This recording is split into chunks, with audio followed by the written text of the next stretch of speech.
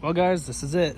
You guys remember this car? I made a video of it a couple years ago, and she's sitting at 152,000 miles, and she's about to get traded in, and I don't think we're gonna get much for it. And unfortunately, if it's not destined for scrap, it's not worth a lot. My mom is actually getting a 2022 Forester, and we're trading this thing in because it has a slipping transmission, and there's coolant in the heads of the engine, or the head of the engine, and it's leaking coolant everywhere. The block is warped.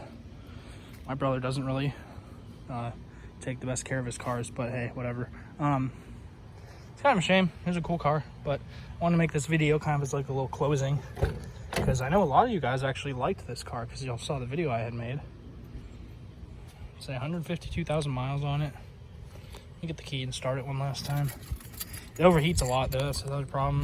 The hood doesn't latch. Get a little start.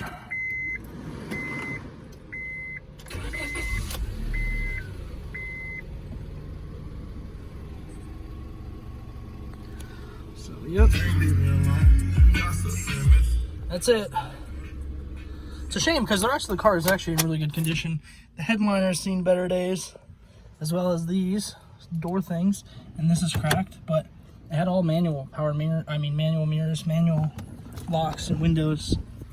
So it's a pretty base spec car, but it is what it is, and it was fun while it lasted. We had this thing since like 2015.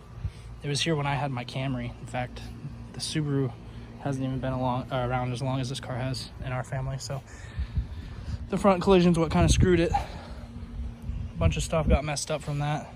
This car doesn't have ABS, so that kind of porked them, but yep. That's the Honda, boys. 2005 Honda Civic DX. It was fun while it lasted. We'll see you guys with the Forester soon, though. Look forward to that.